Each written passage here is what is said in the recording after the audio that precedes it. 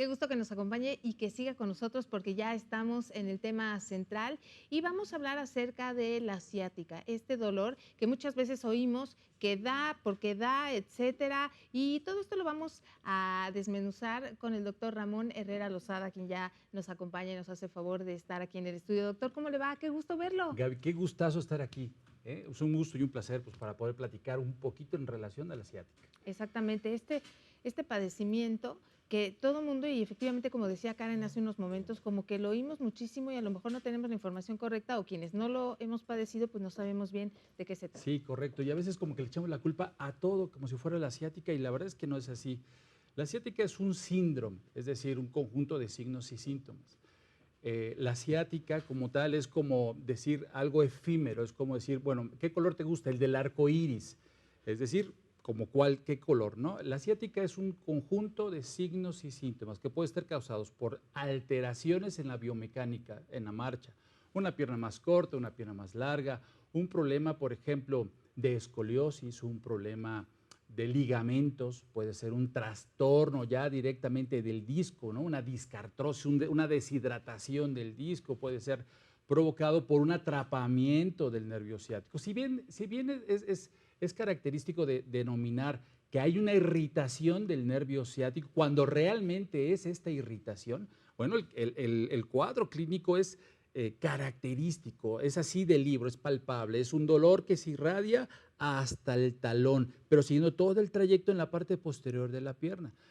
Hay algunas que les llamamos falsas ciáticas, es decir, me duele hasta la zona de la nalga, donde va la cartera, donde yo coloco en la zona posterior mi cartera, y eso se llama sacroileitis, muy probablemente, pues una contractura del cuadrado lumbar, del músculo que corresponde hacia la columna, hacia la cadera, puede ser una rotación, por ejemplo, de la costilla, las costillas falsas favorecen a que haya estos espasmos, un problema como tal del músculo psoas, que es un músculo grueso, que es intraabdominal, que va en la parte posterior de la espalda y que corresponde a un espasmo propio del mismo. Puede ser un problema del ilíaco, puede ser un trastorno del síndrome del piramidal, que es otro músculo que va en la zona de la caderita. En fin, el síndrome de ciática, que penosamente pareciera como que existiera un solo diagnóstico cuando me duele la cintura, es que le echamos la culpa a todo el ciático y decimos, es que la ciática no se cura, ¿no? ¿Cuántas veces hemos escuchado mencionar que tengo yo el dolor de la ciática y parece que estoy confinado a vivir durante muchísimos años con este molestia? Y la verdad es que no es así.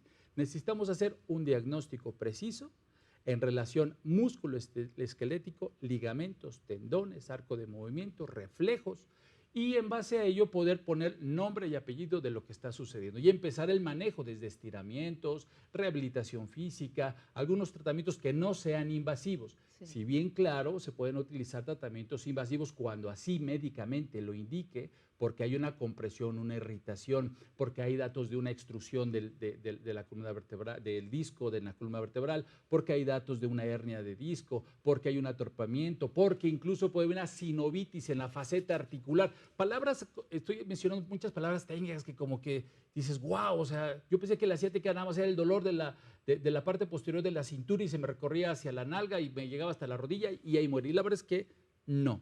Es muchísimo más ahí. Se puede utilizar incluso hoy por hoy en lo que corresponde a la medicina regenerativa, los anticuerpos monoclonales para generar procesos desinflamatorios o el manejo de exosomas después de haber corregido la biomecánica. No, doctor, pero esas ya son cosas muy fuertes, ya estamos hablando de unos temas ya muy fuertes, doctor, pero a ver, yo lo escucho decir nervio ciático y ¿por qué le decimos la ciática? Bueno, lo que pasa es que sí, cierto. El nervio ciático es justamente un nervio que corresponde A ver, ¿dónde del está el nervio? grosor Porque aparte, de la mi dedo. ciática, ajá, me duele acá y todo esto, pero ¿dónde está? ¿Aquí? El nervio ciático está conformado por 3 nervios que corresponden de L3, L4 y L5. Se Sí. juntan y pasan por la parte lumbar y juntan por atrás de la nalga y se salen por la escotadura ciática mayor, que es un área de mi pelvis, de ahí se emerge, Okay. ahí sale y se va todo hasta allá abajo, recorriendo el trayecto posterior de la pierna,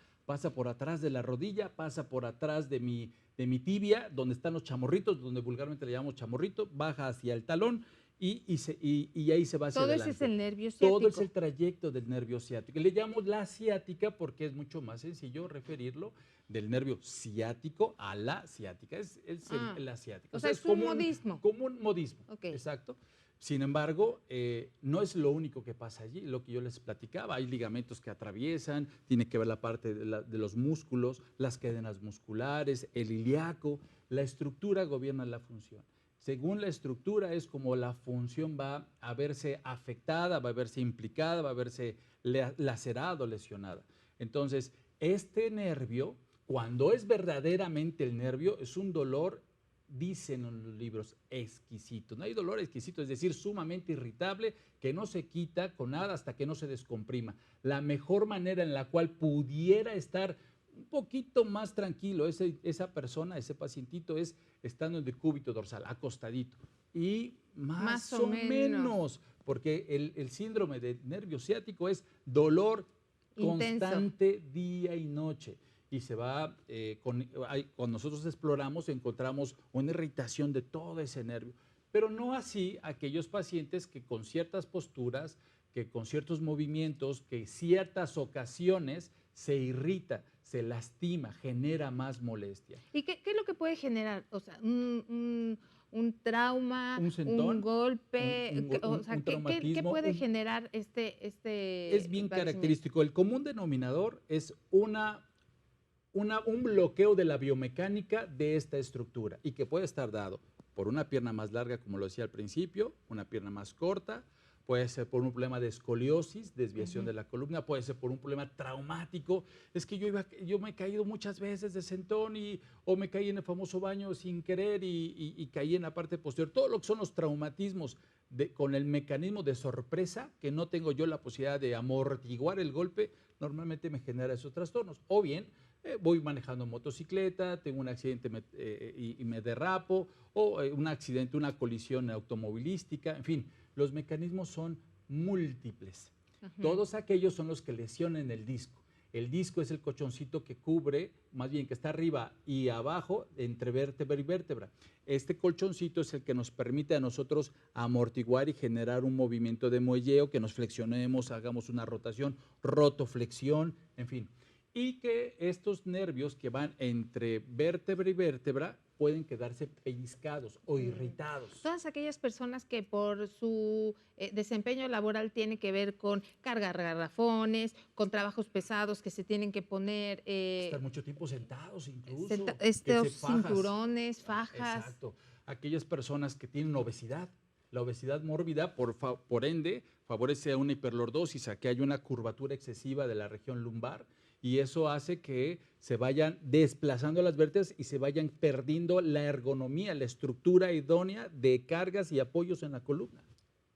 Estaba viendo a los compañeros de halterofilia, ellos también tendrán alguna situación por ejemplo, de esta, ¿no? Muchos deportistas incluso, no solamente los halterofilia, aquellos que hacen danza, aquellos que hacen yoga excesivamente, hacen el síndrome de columna recta, y eso se pierde, se invierte la fisiología propia de la ergonomía de las vértebras. Todas esas estructuras que a veces no consideramos nos llegan a afectar.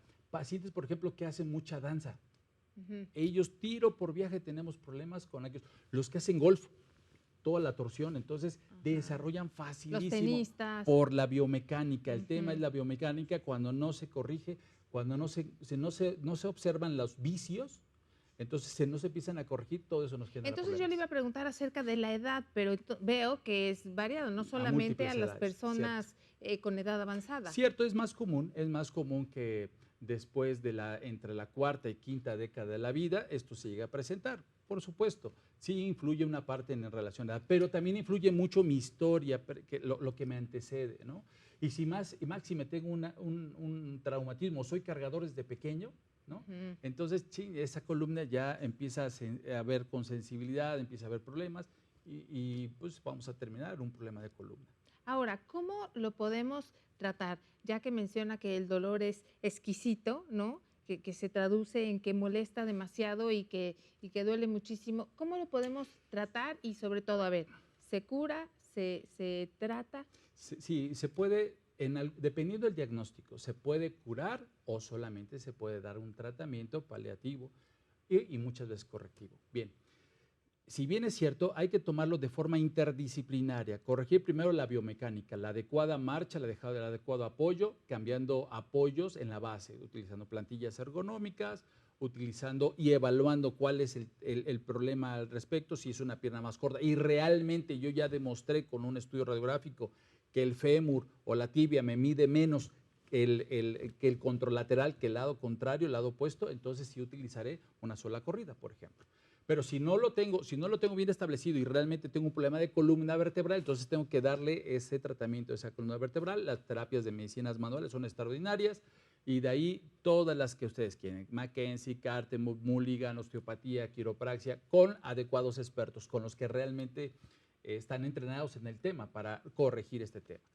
Se utiliza junto con ella la parte de medios físicos. Se pueden utilizar lo que es rehabilitación o fisioterapia, electroterapia, láser, ultrasonido, ¿verdad? Hacer estiramientos, eso me ayuda mucho a quitar el espasmo muscular, el stretching, ayudar a generar ese manejo de quitar, corregir el espasmo. Cuando esto va más allá y que esto no corrige, no puedo utilizar vendaje neuromuscular, puedo utilizar bandas, puedo utilizar, en fin, ¿no? Cuando esto no me corrige, entonces puedo utilizar los AINES, desinflamatorios, relajantes musculares, antineuríticos, de los diferentes que se encuentren. Cuando esto todavía sí no me ayuda porque tengo varios factores a la redonda, puedo utilizar mesoterapia deportiva, puedo utilizar terapia neural, puedo empezar a ya ser un poco más invasivo. Por ejemplo, la oxígeno-sonoterapia es un elemento extraordinario al respecto. Se puede utilizar algo cuando está bien indicado. Cuando esto, a pesar de ello, yo ya demuestro en la electromiografía, que es un estudio para ver nombre y apellido de la lesión o las lesiones de los nervios, entonces yo tengo que determinar si lo que yo con este paciente tengo que pasar a un proceso invasivo, a una situación quirúrgica para liberar. Es lo que le iba a decir, porque muchas personas dicen, bueno, esto se opera, se cura con alguno de los tratamientos que ya mencionó, requerimos cirugía, es algo que ya nos puede tener o dar una incapacidad laboral. Cierto, cierto, sí, puede quedar yo con una incapacidad laboral, sobre todo porque mi estado mórbido, porque a lo mejor tengo un sobrepeso de más de 40 kilos y mis actividades físicas como tal lo están desarrollando, y no solamente tengo una vértebra, sino ya en el transcurso de la historia de mi enfermedad se fueron agregando una segunda, una tercera y una cuarta vértebra. Entonces aquellas patologías, aquellas personitas tendrían que estar justamente ya con irse a descansar a casita, ¿no? Que sería lo más adecuado porque no podemos operar 3, 4 vértebras al mismo tiempo. Híjole, entonces necesitamos tomar en Atendernos. cuenta, atendernos. ¿Alguna cuestión preventiva para alguien que Cierto. empieza a tener ciertos dolores? ¿Alguna recomendación para atender? Sí, una persona que está mucho tiempo sentada, bueno, lo que se sugiere es estar bajando la pierna, estarse corrigiendo, estarse movilizando, cambiando de posturas. Personas que están mucho tiempo de pie, levantar la piernita en un momento, estar haciendo movimientos de estiramiento en el transcurso de la actividad laboral. Estamos acostumbrados que por la carga de trabajo, al final dijimos, ¡oh, quedé sumamente pesado! O sea, yo me cansé un poco, pero no hice en el transcurso del día, no hice estiramientos absolutamente de nada. Y eso a nosotros nos perjudica. Cuidar el peso, cuidar lo que comemos, estar haciendo actividad física. La parte del sedentarismo, la verdad está en que no es padre. No, para nada, no es un tema y lo debemos cambiar nuestros hábitos y sobre todo acudir con profesionales si es que ya tenemos este malestar y este gran dolor con el doctor Ramón Herrera Lozada. Muchísimas gracias. Un gusto, Ángel. Qué gusto verlo. Muchísimas gracias y nosotros vamos a hacer una pequeña pausa. Continuamos con más aquí en Vive Mejor.